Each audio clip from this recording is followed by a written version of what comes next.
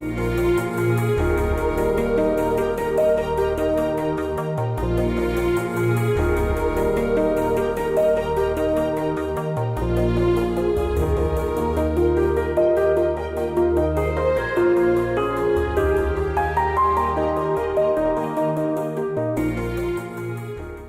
I'm Dane Rose, and for the next 30 days, to the best of my ability, I will be spending 30 minutes. And the challenge for me is to spend those 30 minutes in a very particular way. So all my life, I've been in a capitalist paradigm. This is a paradigm in which I've done very well in, starting my own business at age 17, and then the goal is always to make more and more and more money. So that's the capitalist paradigm, to turn money into more money and turn money into more money. What I want to do in these 30 days is something a little different. I want to turn 30 minutes of time into the most potent impact on human well-being that I possibly can. And this impact can be in any of the three areas of our humanity. We have a physical body, we have an emotional body, we have a mental body. And most of the research that I look at tells me that it's the weakest link that is the area to focus on. What I mean is, going to that analogy of a chain, if you buy a 2-ton chain to tow a 2-ton boat, and you have one link of the chain that is so defective in some way that it's only a 200-pound link, that it only takes 200 to maybe 400 pounds before that chain snaps, then every other link in the chain is wasted, and you've got a serious situation on your hand, because you've now got a 1-ton to 2-ton boat being pulled by what was supposed to be a 2-ton chain, but when that link snaps, that boat can lose control and roll backwards. When that link snaps, all the money, all the time, it doesn't matter if you've got a 10-ton tow truck that's hauling with that chain, it all comes down to this weakest link. The same is true in our human body. If we've got a great heart, if we've got a great mind, if we've got great hand muscles and coordination, if we've got good wrist muscles, etc., but there's this one point, we've got one vein. We've got one vein with a clot in it. The entire body collapses because of the weak link.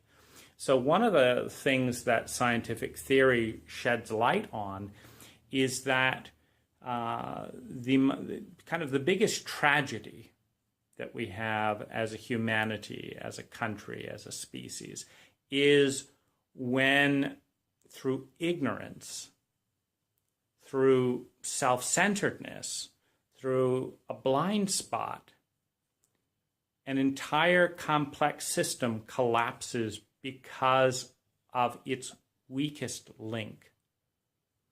And so that's one of the things within this scientific well-being project that I'm looking at, is I want to look at, not just adding randomly, not doing weld spots on, those very robust 2,000-pound links in the chain, but on finding those corrosive, rusted, twisted bits that really need the help.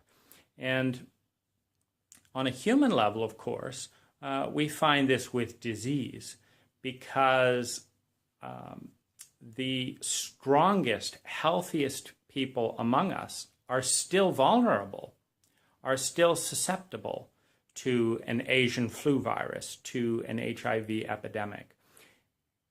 And yet, the disease forms itself in the weakest links, in people that are starving to such an extent that they'll drink contaminated water. They will eat rotting food.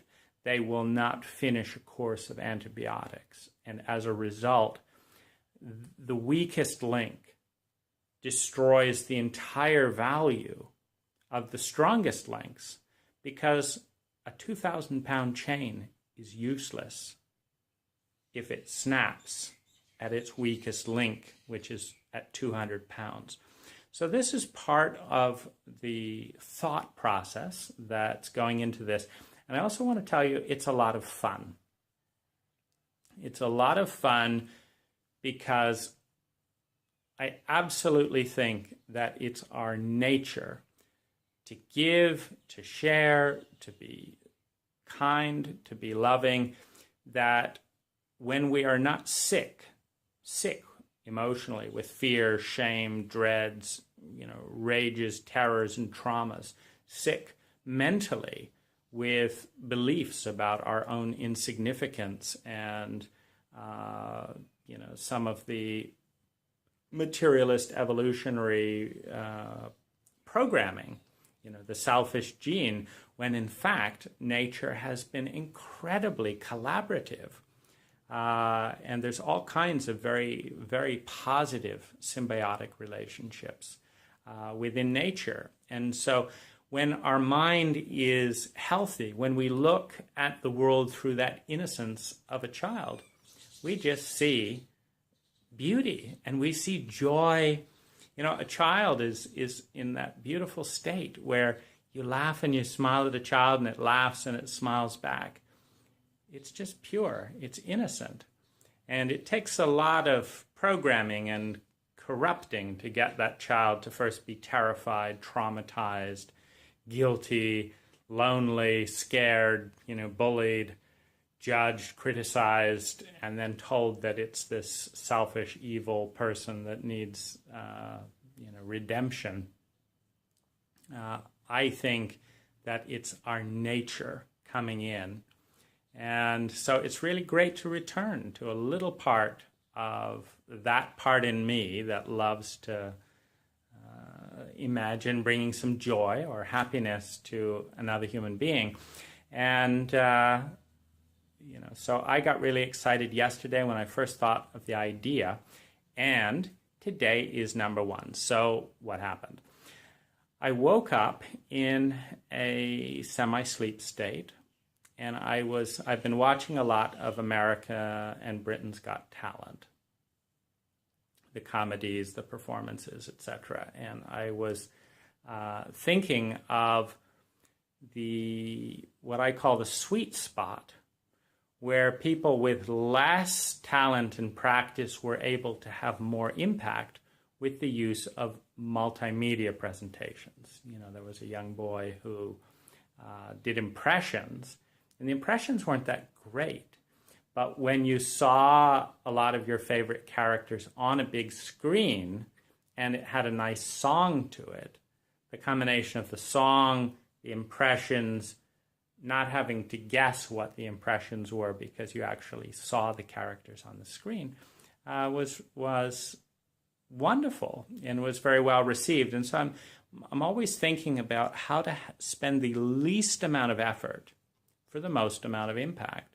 And so I started thinking about a song that would kind of show contrast between some of the weakest links in our capitalist, materialist paradigm. Because as beautiful and as robust as many of the links in the capitalist material paradigm are, there's some weak links in there. It creates some absolutely abominable atrocities, whether it's Amazonian tribes getting cancer and having their rivers flooded with waste and spillage oil, so that bribery and central government and stuff can get rich and we can buy cheap oil, or whether it's Bhopal and millions of people dying and having different sicknesses due to chemicals, there are costs when people set out with the lineal thought process of how can I make the absolute most money in a legal way. And I wanted to put that into a song. And so the first thing that I did in my 30 minutes was I started writing the song. Well, I quickly ran out of facts, and I realized that despite the fact that in the roughly 300 or 400 books that I've read in the last 5 years, there have been lots of facts that kind of suspend in my mind like a geometric pattern. I can sense the connection between all these details. The reality is those dates and those references have eluded me. I've forgotten which books this was in and that was in and which page. And like so many things, you have this instant vision. I heard the song in my mind.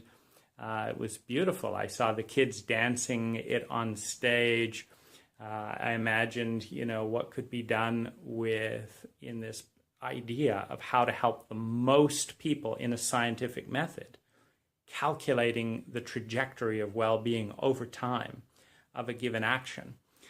And beautiful, but I'm already stumped and my song stops having, good lyrics. So I turn to Fiverr.com, which is a resource that I played with some years ago in my business. And so I first went to songwriting, but then I realized that the lyrics that I wanted needed research. So I turned to research. So I commissioned 3 researchers for $5 to see what could be done with this song. Number 2, I then made an audio recording describing the project and sending it up there. Then went and played for a little bit, and upon coming back, again, thinking a lot about this project, because that only took about 15 minutes. Like, what is the most potent thing that I could do for global well-being? And how could it be mapped out so that you could see the ripple effects as a probability field? Now, this really interested me. And so there are also people on Fiverr doing research and academic papers. And so I went ahead and made a much longer recording kind of outlining the math equation that would give you a sense of probable impact for one item. But when you did 100 of those things, you could pretty much guarantee that it had this positive impact. And this is really exciting. And so day number 1 in the Scientific Wellbeing Diary sees me starting off and seeing what can happen. See you tomorrow.